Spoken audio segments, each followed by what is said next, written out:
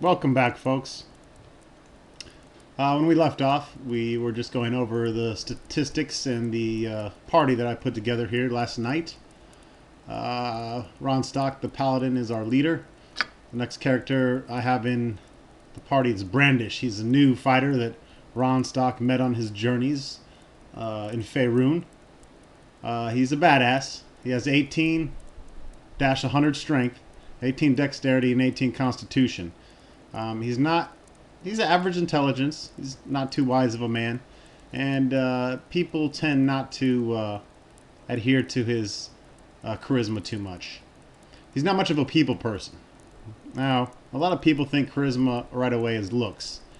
It is basically not really so much your physical look, but how people respond to you and your charm.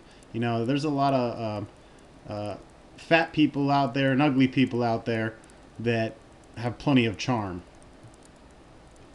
So, they can be considered charismatic. Anyways, he is a fighter with 14 hit points and a natural AC of 6. That dexterity does help. But again, we're playing in 2nd edition rules. So once plate armor and stuff comes into effect, it's going to limit the dexterity bonus allowable. So I don't really put too much into thought with dexterity on fighters, but it is nice to have a starting AC of 6 with being butt naked. And returning with us, we have Fidget, the Fighter Thief. My only multi-class character. Again, I like to keep the traditional sense of, you know, one class per race. I'm not big on multi-classing and dual-classing. I'm very traditional with my fantasy. And, well, if you don't like it, you can go fuck yourself. I really don't care. The dwarf here has 1863 strength, 17 dexterity, which is his max, 19 constitution, which is his max. Pretty decent intelligence and wisdom for a fighter dwarf. And again, not really a people person. Starting hit points are 13 with a natural AC of 7. I really didn't go over skills, I just now realized. What we did here, let me see. There's this is our character inventory screen, our prologue, our auto map. Spells, pre-spells. Oh, that's right, you scroll down. Right. So I started him off with 50% in the open locks, and I gave him a big boost to finding traps as well. Move silently, pick pockets, not a big thing for me. You have, of course, your saving throws, weapon proficiencies, which I gave him axes and large swords. I gave these guys swords, and I gave the fighter Brandish some bow action. Our +2 to hit, +3 to damage is nice. We can see our hit points per level here, which will come into key. Whenever I level, I'm going to probably save and reload until I get the maximum, or maybe a hit point or two under the maximum, just because I like having a lot of hit points. It helps, definitely, when we start fighting dragons and such in Heart of Winter, the expansion for this, which I will be doing as well. Also, for those of you who are familiar with Planescape Torment, I will be doing a Let's Play on that afterwards. This is Clot, the Cleric. She was with us in Eye of the Beholder 1, 2, and 3. She is hot. I got really lucky with her roll here. I probably spent more time re-rolling on her than anyone. 18 strength, 18 dex, 18 constitution, 14 intelligence, and 18 wisdom. And 11 charisma, you know. A little bit above average, slightly on the charisma. I wanted to make her at least somewhat decent looking. And she's a cleric, so I didn't want to make her too dumb. And I wanted to give her advantages with skill points, things like that. She had to have the 18 wisdom, of course, and then I just, you know, I figured, hey, if she goes into hand-to-hand, she'll at least be doing the maximum allowable to hit with a cleric, which is only 1 + 1 + 2. But hey, that's a bad bitch right there, you have to admit. That's a lucky roll. Moving on, Carcius, also from Eye of the Beholder, bringing him back with us. This is a character I dedicate to my friend Jeremy, who uses Carcius as his wizards quite often, and warlocks and such. This is my little homage to him. He's been my best friend for a long time, so he deserves it. Putting up with my shit. This is a pretty badass mage, if I do say so myself. 16 strength, 19 dexterity. He is an elf. 17 constitution.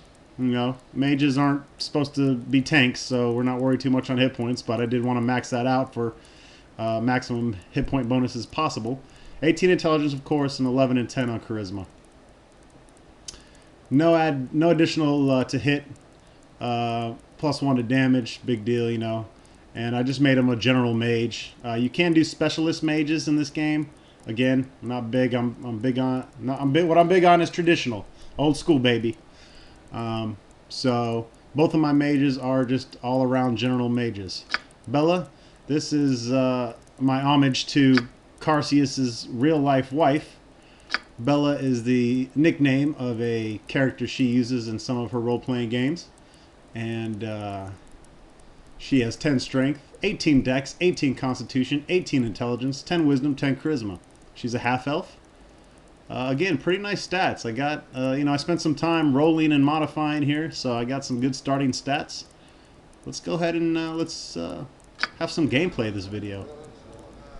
I stand ready. Now, I haven't played this since it came out.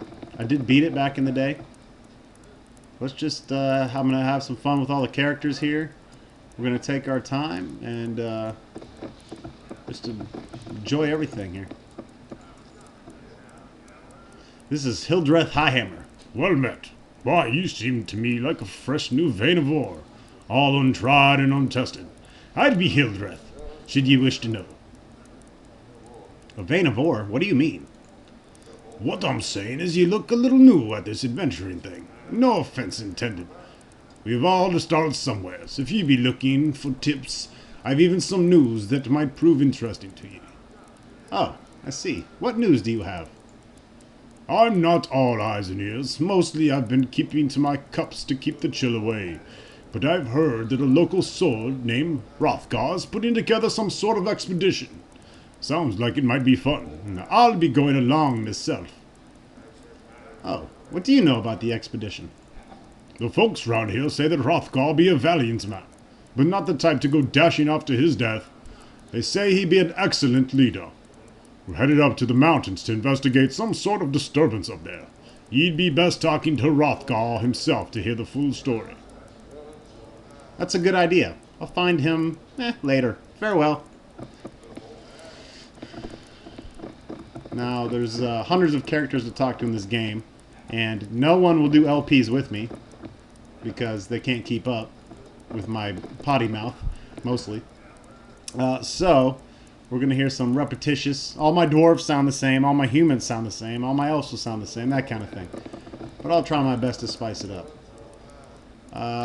Again, what we have here is the auto map. What's cool about these games is the auto map is extremely useful. It keeps good track of everything. You even have a world map here. We're in the town of Easthaven. It's all we've explored so far. As you can see, we can scroll around a little bit here. Our prologue. No need to really read the prologue unless you're not keeping up.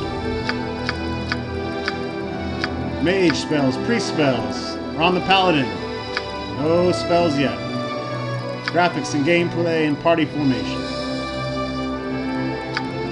We'll fix all that later. You can count on me.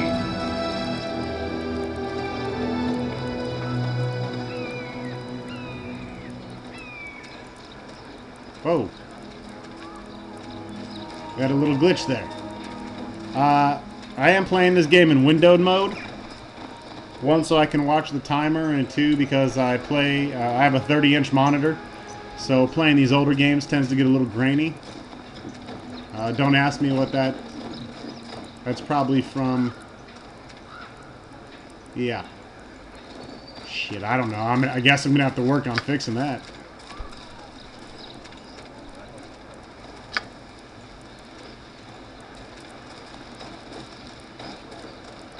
Formations are down here. Attacking, talking.